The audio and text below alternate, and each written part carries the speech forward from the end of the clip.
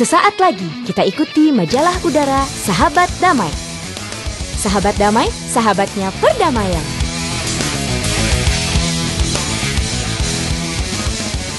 Assalamualaikum warahmatullahi wabarakatuh.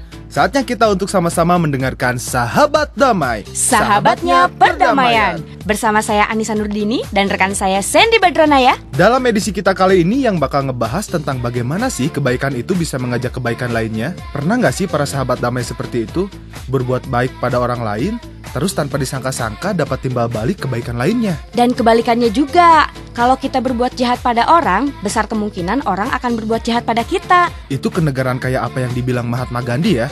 Mata ganti mata, maka seluruh dunia akan buta. Artinya, nggak bakal ada hal yang baik dengan melawan kekerasan dengan kekerasan ya. Betul banget. Nah, hari ini kita bakal ngebahas semua tentang itu. Kita bakal ngebahas jauh tentang mau'izah hasanah dan ngulik-ngulik lebih dalam lagi. Feature hari ini juga menarik banget nih, tentang sepak terjang para santri jalanan. Apa ya santri jalanan itu? Pokoknya dengerin dulu deh. Bareng kita di sini di majalah udara Sahabat Damai. Sekarang kita dengerin dulu yuk curcol yang mempertanyakan buat apa sih sebenarnya berkelahi itu dari Koharudin di Garut. Namaku Muhammad Koharudin. Biasanya aku dipanggil Kohar. Berasal dari Garut, yang tepatnya di Kampung Komplek Nelayan, Santolo, Garut Selatan. Dulu ketika ujian nasional semakin dekat, semua murid ditanya oleh wali kelas termasuk saya. Mau dilanjutkan kemana anak-anak?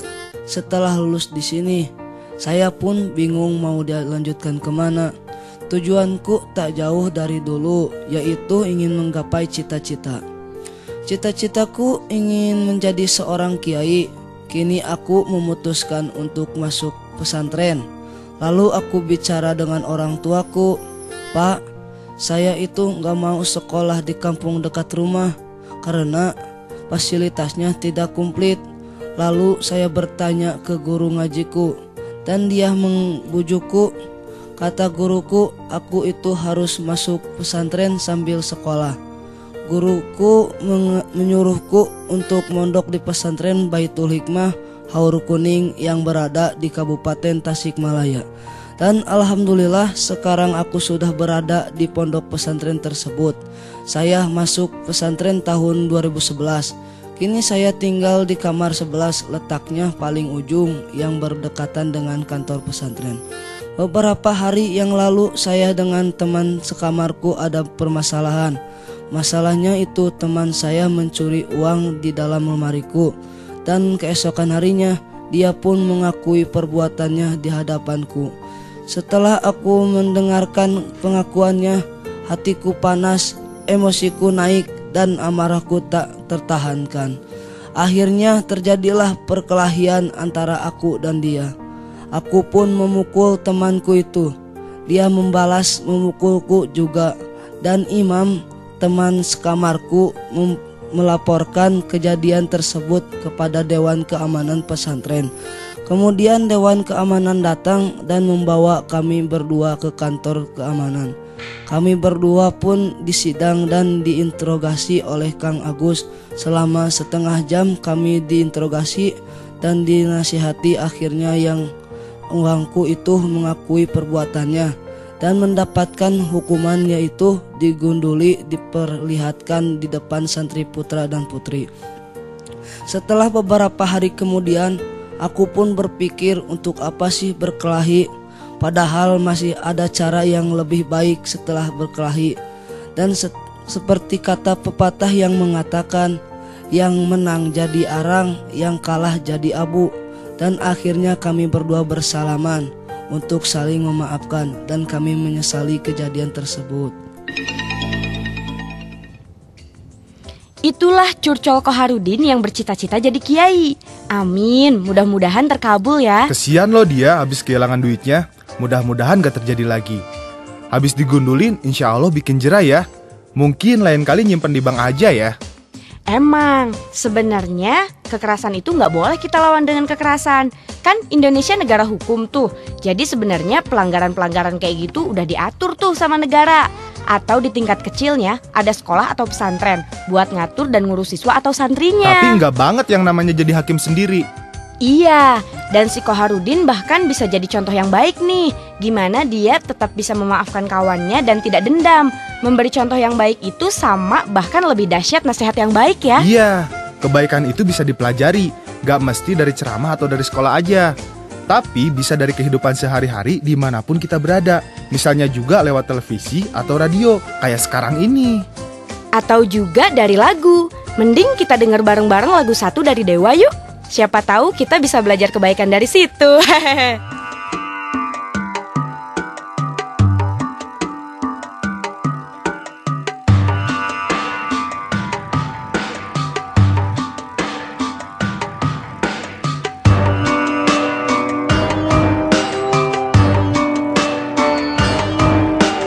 Aku ini adalah dirimu.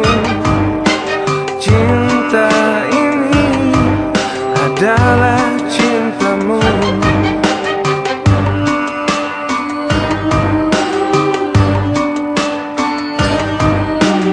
Aku ini adalah dirimu. Jiwa ini adalah jiwamu. Rindu ini adalah rindumu.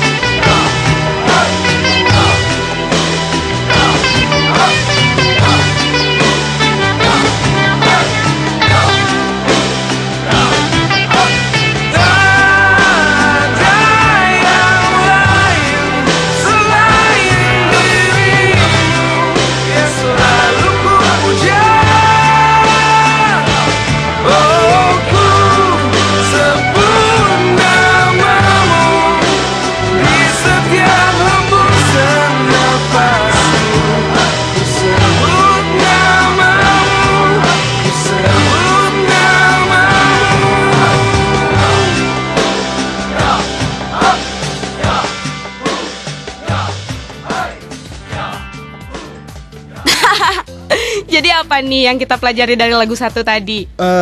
Apa ya? Bahwa jatuh cinta bisa bikin orang ada-ada aja. Itu bukan ya? Ya itulah lagu 1 dari Dewa. Masih bersama saya Anissa Nurdini dan Sandri Badranaya dalam acara Sahabat Damai, Sahabatnya Perdamaian. Masih dengan topik hari ini, yaitu gimana kebaikan itu bisa mengajak kebaikan. Tadi kita udah dengerin curcolnya Koharudin dari Garut yang hampir berantem karena duitnya diambil. Tapi kemudian menyadari bahwa si tukang ngambil itu sudah diberi hukuman yang sepantasnya.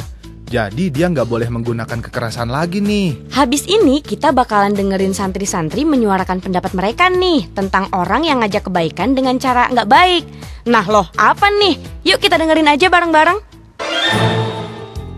Bagaimana tanggapan Anda jika ada seseorang yang mengajak kepada kebaikan tetapi dengan cara yang tidak baik?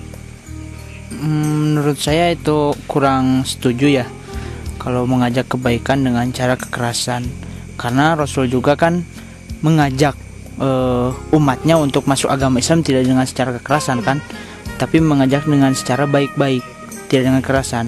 Kalau kita mengajak dengan kekerasan pasti secara terpaksa, tidak dengan keikhlasan, dan Allah juga tidak akan memberi pahala, tapi akan memberikan dosa. Kalau kita secara ikhlas, ridho, ya pasti Allah akan memberi pahala. Jadi kita jangan mengajak dengan kebaikan, tapi dengan cara kekerasan, bukan. Tapi harus dengan secara baik-baik. Tapi kalau tidak bisa dengan cara baik-baik, ya itu cara terakhir. Dengan cara kekerasan itu cara terakhir. Ya seperti itu jawaban saya. Terima kasih. Jadi gimana nih cara mengajak kebaikan? Yang jelas bukan dengan cara kekerasan toh. Tadi kita udah denger gimana Koharudin ngatasin masalahnya dengan cara nggak pakai kekerasan. Kita juga tahu bahwa ada banyak cara untuk ngajak kebaikan. Misalnya dengan memberikan contoh yang baik. Betul. Apa tuh katanya Ki Hajar Dewantara? Ingarso sung tulodo. Dari depan memberi contoh. Itu bener banget tuh. Dan kalau kita berbuat kekerasan di depan orang banyak, pasti kita memberi contoh yang buruk ya. Nanti orang malah ikutan berbuat kekerasan dan boro-boro ngajak kebaikan. Malah kita jadi ngajak berantem banyak orang. Untuk feature yang satu ini bakal menarik nih. Kita bakal denger tentang para santri di jalanan. Loh, apaan tuh? Pokoknya dengerin aja. Komunitas santri jalanan bebas membicarakan Tuhan di mana saja. Bisa di masjid, di koperasi, maupun sambil beraktivitas sehari-hari. Mereka adalah warga di RT 02 RW 6 Pondok Rajek, Cibinong, Jawa Barat. Apa yang mereka bicarakan tentang Tuhan dan Rasul, dan siapa saja mereka? Kamis malam itu 7 orang duduk melingkar sambil mengkaji sebuah ayat Al-Quran. Pemandangan tak biasa ada di dalam musola Badi Abid di Pondok Rajek, Cibinong, RT 2 RW 6. Para santri dan ustadznya sama-sama tak memakai sarung maupun baju koko dan kopiah. Mereka berpakaian seperti biasa, celana panjang jeans atau katun dan kaos atau kemeja. Tapi ketekunan mereka mendalami dan memahami Islam sungguh luar biasa. Introduksi dari hamba. Sebagai ketua RT, Herman mengaku butuh kawan untuk memajukan lingkungannya. Keinginannya bersambut saat seorang pendatang bernama Joko Tuladi hadir di wilayah itu. Herman mengaku keakraban dalam berdiskusi dan saling berbagi pengetahuan menyatukan mereka untuk menggelar diskusi rutin. Bermula dari mulut ke mulut, komunitas santri jalanan pun hadir mengisi musola di sana. Sering diskusi, beliau itu mengeluarkan metode Al-Quran, itu metodenya ulil albab. Nah disitulah ya saya terus Pak Polisi itu Babin Maspol, terus sama teman-teman yang lain. Awalnya sih di rumah Pak Joko. Nah, setelah ini sangat berguna gitu kan untuk terutama saya gitu kan. Dan ini harus harus menyebar ke teman-teman gitu. Sehingga akhirnya ya saya informasikanlah ke teman-teman sehingga jadilah kan ya pengajian seperti ini. Sebagai bekas preman, Herman mengakui jika metode zikir yang diajarkan Joko Tuladi menggugah hati dan kesadarannya. Awalnya kan saya memang gampang emosi, tapi setelah ada metode ulil albab itu yaskurunallaha wa qiyamu qulubihim itu kan menyatukan pikir dan zikir. Dengan metode zikirnya itulah saya merasa yang dulu saya perbuat itu salah gitu. Itu kegambar gitu pada saat zikir itu. Kalau dulu kan udah baca sekian, ntar begini begitu gitu kan, ntar baca Fatihah 100, ntar rezekinya banyak kan, itu cuman seperti itu. Tapi karena sama Pak Joko ini zikir itu untuk Tuhan gitu. Kalau untuk usaha yaitu pikir gitu kan. Ya, dengan metode zikir yang benar sehingga akhirnya kita sadar gitu bahwa yang dulu kita lakukan itu salah. Meski begitu, Herman tak membantah jika di awal pengajian dirinya sempat menolak teknik pembelajaran tersebut. Yang saya tertariknya ya itu ya sangat rasional gitu kan. Dulu kan saya itu awam, ya hanya belajar di fikih syariah gitu kan. Tapi kok ini ada pikiran seperti ini, itu bertentangan awalnya. Tapi lama-lama ini sebuah kebenaran gitu kan. Ya pada akhirnya ya sebuah kebenaran itu kan akhirnya akan menang gitu kan pada sebuah pemikiran yang juga. Seperti apa metode yang digunakan Joko untuk semakin dekat dengan Tuhan dan Rasul? Begini cerita Joko. Seorang muslim itu diharapkan bisa menyampaikan berita, menjadi nabi dengan perasaan yang yakin. Bagaimana jadi hakul yakin kalau kita mainkan kata Allah begini, ruh dan malaikat menuju Allah dalam sehari yang menurut perhitunganmu 50.000 tahun. Itu kan kita dengar dari firman. Bener nggak ini? Gitu loh. Kok logikanya bagaimana? Kok tahu-tahu dalam sehari yang 50.000 tahun? Lalu informasi Al-Quran tadi kita coba absorb lewat hard science. Kita memakai rumus yang namanya rumus Lorentz. Sehari kita masukkan di berapa detik. Lalu 50.000 tahun berapa detik. Nah, malaikat itu kecepatannya ini. Kita masukkan dalam rumus Lorentz, ternyata kecepatan malaikat dan ruh kita ini menuju Allah itu 26,72 kali kecepatan cahaya imajiner. Akhirnya, oh iya bener, gue beriman pada malaikat. Bukan karena katanya Pak Kiai, bukan katanya Tuhan saja, tapi ini betul-betul kita observasi lewat pengetahuan-pengetahuan yang sudah ditelurkan dan diakui secara internasional. Contohnya begitulah kajian kita ini. Dalam pengkajiannya, Joko dan santri jalanan tetap mendasarkan pada kitab suci Al-Quran dan hadis. Pedoman ini yang kemudian dibedah dan dikaji bersama dalam komunitas santri jalanan setiap Kamis malam. Sesuai dengan surat As-Sajdah ayat 9 itu diberikan sam'a, absor, wal afidah. Inilah organon untuk memahami dirinya sendiri. Pendengaran, penglihatan, dan hati. Kalau baru dengar doang, kemudian itu diyakini salah. Maka dari mendengar harus melihat, kemudian terjadilah dari proses observasi dan eksperimental timbullah lu bisa membahasakan dengan teori-teori. Nah, baru hatinya menjadi yakin. Joko menambahkan jika manusia bisa memaksimalkan fungsi ketiga organ itu, maka inilah yang membedakan manusia dengan makhluk lain ciptaan Allah. Tapi tak berhenti hanya pada nalar semata. Aksi nyata juga diwajibkan untuk membuktikannya. Jadi membunyikan yang di langit pikiran ini menjadi aktual. Dengan jalan, mikirin sampah, bikin koperasi, bergotong royong kalau ada orang yang di... Itu tadi koperasi yang di depan itu? Nah itu koperasi anak jalanan itu. Ada yang di pasar, mau kerjanya nongkrong pasar, ntar jam 11 dia udah ngabur pasar. Ada Pak Guru, ada tukang keliling, ini tukang tawaf nih, ada pensiunan preman. Kini aktivitas santri jalanan kian beragam. Ada koperasi santri jalanan, pendidikan usia dini atau PAUD, bahkan taman kanak-kanak. Dari segelintir warga RT 02 itu, komunitas santri jalanan telah berhasil menjadi pelopor adanya lembaga pendaur ulangan sampah atau LPS yang kini dikelola RW 6 Pondok Rajek. Jalan beraspal dan pemukiman yang bersih menunjukkan jika warga kini lebih peduli dan saling menghormati, termasuk yang dirasakan Chandra. Secara pribadi, saya menempatkan sebuah kedamaian, ketentraman dalam menghadapi sebuah problem-problem itu nggak seperti dahulu, reaksinya dan panik. Karena artinya kita ini akan jadi emang kita nggak bisa apa-apa. Begitu pula Sarwani, seorang guru.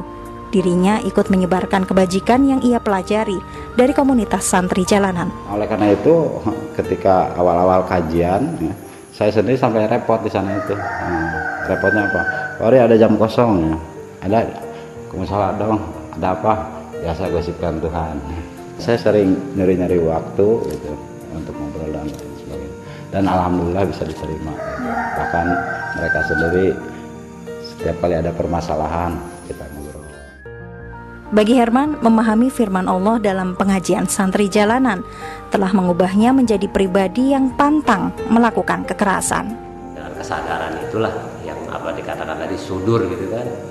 Ya akhirnya saya menjadi ya kan nafsu itu ada nafsu amarah, laumawah dan mutmainah, sehingga sedikit banyaknya mutmainah itu ada meresonansi ke diri saya, sehingga dulu kalau ada persoalan tuh orang saya gebugin aja gitu kan, saya gaplok gitu kan.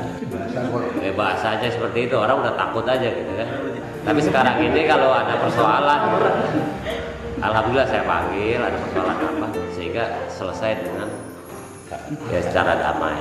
Kalau dulu nggak ada, saya gebugin dulu, udah setengah mati baru saya tanya.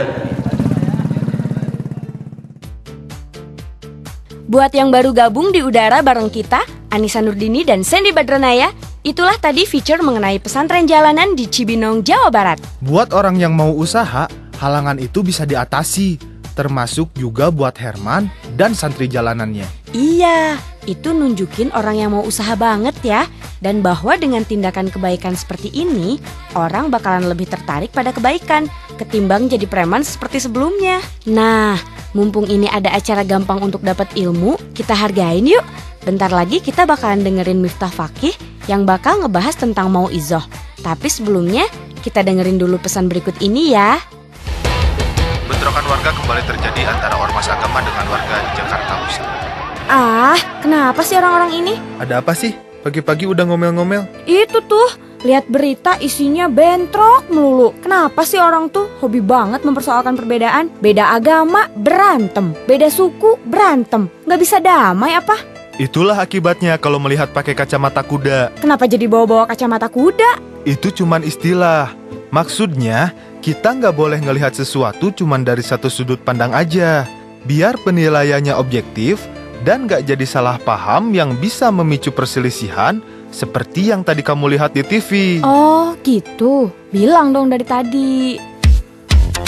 Perbedaan adalah anugerah dari Tuhan yang patut kita syukuri. Hargai dan hormati perbedaan untuk terciptanya perdamaian.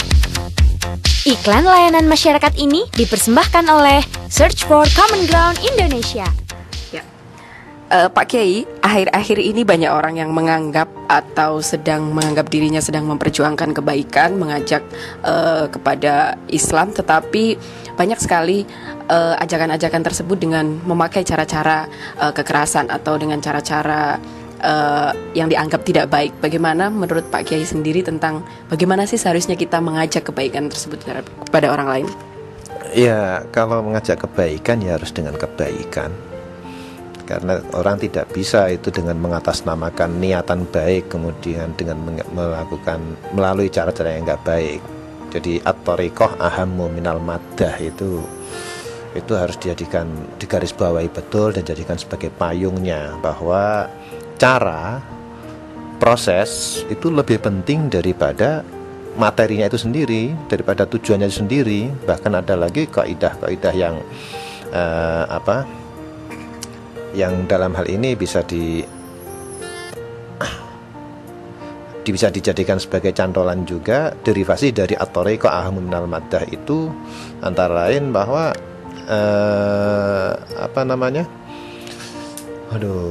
ini yang kalau diartikan itu sarana, jadi proses, jadi hukum itu al-hukmu bit-thariqah la bil ghayah itu.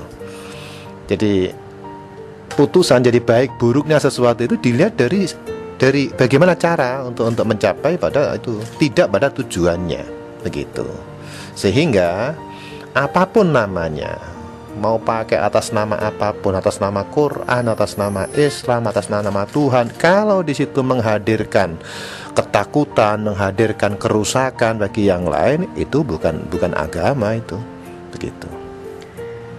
Oke. Kemudian ajakan Pak Kiai sebagai pengurus Persatuan Pesantren Nahdlatul Ulama. Bagaimana kemudian himbauan Pak Kiai, karena akhir-akhir ini juga bulan Ramadan kemarin dari Ormas NU sendiri atau pemuda NU sendiri juga melakukan sweeping pada warung-warung dan sebagainya dengan tepatnya GP Ansor di Malang. Bagaimana tanggapan Pak Kiai sendiri terhadap aktivitas seperti itu, ataupun mungkin sweeping di lokalisasi, sweeping warung-warung, apakah itu juga termasuk mengajak kebaikan dengan kebaikan atau seperti apa? Ya, sweeping gitu ya. Jadi kata kuncinya itu bagaimana daf'ud doror. Jadi kata kuncinya itu adalah daf'ud doror lebih dulu, bukan jalbul masoleh. Bagaimana mencegah sesuatu yang membahayakan. Itu yang harus digarisbawahi. Jadi kehadiran Islam itu kan yukhrijan nas minaz zulumati ilan nur, mengajak atau membebaskan manusia dari keterpurukan, dari kegelapan katanya orang dulu itu. Tapi saya lebih memaknai makna derivatif. Jadi kehadiran Islam itu adalah membebaskan manusia dari ketidakberdayaannya. Artinya di situ berarti proses kehadirannya itu bukan dengan menghadirkan sesuatu yang menakutkan, tidak, tapi di sini bagaimana Islam itu hadir dibawakan dengan yang sangat menyenangkan. Karena yang namanya dakwah, Islam itu kan harus didakwahkan. Dakwah itu kan sosialisasi. Sosialisasi itu ya harus dengan strategi-strategi, dengan cara-cara, dengan kalimat-kalimat, dengan kata-kata yang santun, yang menyenangkan, bukan menakutkan. Nah, ini Islam sangat bagus. Dalam arti nilai Islam sangat bagus, tapi Islam menjadi tidak bagus ketika itu berada di dalam genggaman tangan seseorang sehingga mengatasnamakan Islam. Nah, sebagai pengurus RMI, kita berharap kembali ke pesantren. Bukan berarti kembali ke pesantren semuanya nyantri lagi, tidak. Tapi dalam hal ini kembali ke pesantren adalah kembali ke nilai-nilai kepesantrenan yang penuh dengan kesederhanaan, penuh dengan kesantunan, penuh dengan kesetaraan, penuh dengan keramahan, bukan kemarahan. Itu. Oke, terima kasih Kiai. Itulah para sahabat damai, ngobrol kita pada hari ini yang ngebahas tentang Mau'izah dengan Miftah Fakih. Beliau adalah dosen IAIN Kalijogo di bidang filsafat. Gak heran beliau bijak banget ya. Iya banget ya. By the way, aku mau nanya dong. Misalnya kamu lagi naik bus, terus ada orang ngamen. Orang apik, suaranya bagus, caranya santun, lagunya asik. Dibandingin sama pengamen lain yang nyanyinya ngasal, fales lagi. Orangnya berantakan dan minta duitnya maksa dan galak. Kamu bakalan ngasih duit ke yang mana? Ya pastinya ke pengamen yang pertama lah, yang nyanyinya oke. Masa yang maksa dan pakai kekerasan sih? Sama aja ya, padahal mereka sama-sama nyanyi. Mirip tuh sama contoh mengajak kebaikan dengan kebaikan. Kalau ngajaknya maksa, galak, pakai kekerasan pula, siapa juga yang mau ikutan? Cerita santri di kamar mandi. Ada anak bernama Udin. Dia asli orang Sunda. Suatu ketika dia masuk ke kamar mandi. Karena WC penuh, ia pun mengerti dan mengantri. Di WC itu ternyata ada orang Jawa yang memang lagi berak di dalamnya. Si Udin, orang Sunda itu bilang, "Atos mang." Dalam bahasa Sundanya atos itu adalah sudah. "Atos mang." Orang Jawa yang ada di dalam itu berteriak membentak, "Atos, atos, mencret tahu." Bahasa Jawa atos adalah keras. Karena Udin gak paham, ia pun menggedor-gedor pintu WC dan berteriak, "Mang, kalau atos cepet keluar tuh." Tapi di dalam ternyata berteriak lagi, "Heh, kamu ini bagaimana sih? Kan saya sudah bilang kalau saya tuh lagi mencret tahu. Dasar kamu oong." Masih bareng kita Anissa Nurdini dan Sandy Badranaya di acara Sahabat Damai, Sahabatnya Perdamaian. Tahu kan kata-kata terkenal dari Kartini? Sehabis gelap terbitlah terang. Tahu, kenapa? Kita juga bisa bikin nih di sini. Sesudah ketawa, datanglah tips. Karena habis segmen humor, kita bakalan dengerin tips di tiap episodenya. Bisa aja. Nah, untuk tips kita kali ini, kita bakalan ngebahas tentang Piagam Madinah. Kebanyakan pasti udah pernah denger deh tentang Piagam Madinah. Gak apa-apa, kita di sini buat nge-refresh ingatan para sahabat damai aja. Buat yang belum tahu, stay tune bareng kita juga untuk gali lebih lanjut. Nah, balik lagi nih. Piagam Madinah ini adalah piagam yang ditulis oleh Nabi Muhammad SAW pada tahun 622 Masehi atau 1 Hijriah. Nah, didasarkan pada Al-Quran dan Sunnah, piagam ini berisi prinsip-prinsip hak asasi manusia yang mengatur keadaan masyarakat di Madinah saat itu.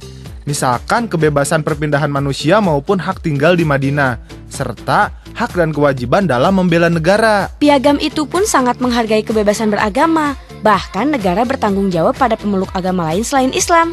Intinya, piagam tersebut mengatur hak dan kewajiban individual dan masyarakat dalam rangka menjalankan negara dengan efisien dan tetap menjaga kedamaian di negara tersebut.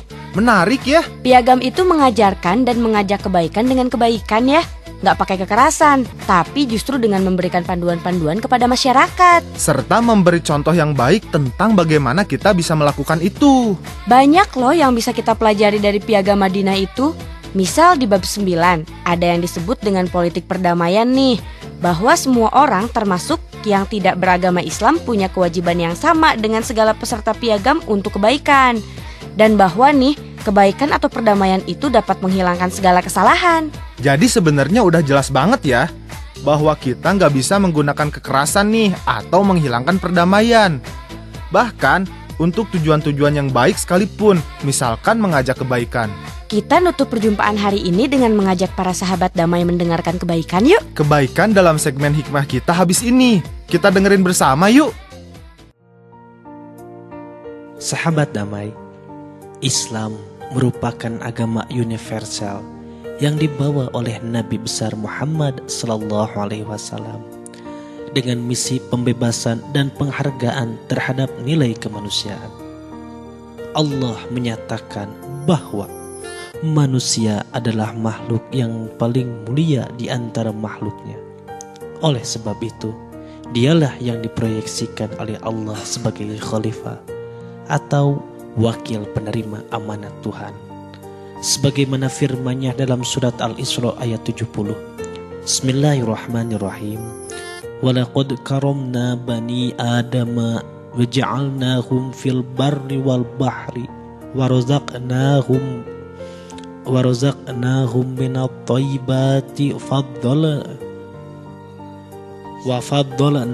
ala katsirin mimman khalaqna tafdila. Dan sesungguhnya kami telah memuliakan anak-anak Adam. Kami angkat mereka di daratan maupun di lautan. Kami angkat mereka di daratan maupun di lautan. Kami beri mereka rizki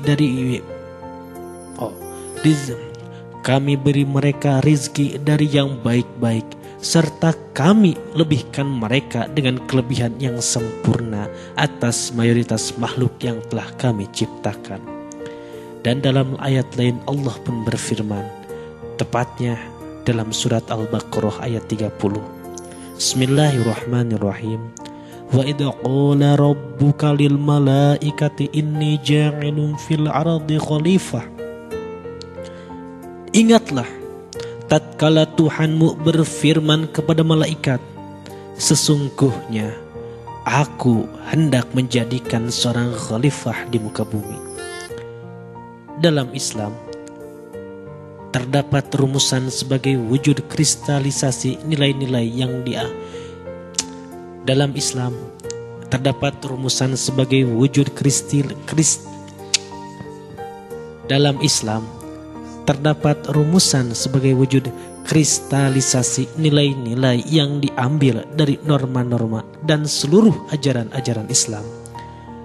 Kristalisasi ini dikenal dengan 5 prinsip universal atau Al-Quliyatul Khoms yaitu hifduddin, yakni jaminan atas agama dan keyakinan. Hifdun nafsi wal irdi, jaminan atas jiwa dan kehormatan. Hifdul aqli, jaminan atas kebebasan berpendapat dan berekspresi. Hifdun nasl, jaminan atas masa depan keturunan. Dan hifdul mal, jaminan atas pemilikan harta benda. 5 prinsip universal ini merupakan prinsip-prinsip dasar yang diperuntukkan bagi terjaminnya kehidupan dan penghargaan terhadap nilai-nilai kemanusiaan. Sahabat damai, Islam melarang penghambaan manusia atas manusia yang lain. Islam melindungi keyakinan agama siapapun, melarang pemaksaan agama kepada orang lain, karena Islam sangat menjunjung tinggi hak pribadi yang didasarkan atas nilai-nilai universal kemanusiaan. Itulah segmen hikmah pada majalah udara Sahabat Damai, sahabatnya perdamaian. Bareng kita berdua nih, saya Anissa Nurdini dan saya Sandy Badranaya yang udah nemenin para sahabat damai selama setengah jam terakhir. Makasih banget ya udah dengerin kita. Juga makasih banget nih, kita bisa mengudara berkat kerjasama antara Search for Common Ground Indonesia, Wahid Institute, dan P3M Jakarta. Simak edisi berikutnya ya, karena kita bakal hadir lagi dengan topik-topik oke tentang perdamaian nih. Tetap cool dan tetap damai. See you next time. Wassalamualaikum warahmatullahi wabarakatuh.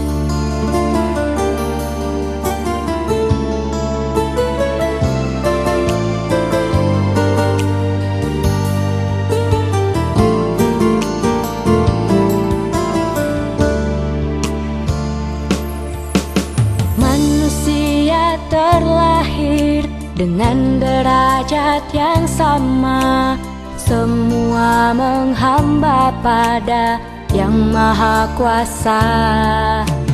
Walau berbeda bangsa, agama dan budaya, tetapi kita sama di hadapannya.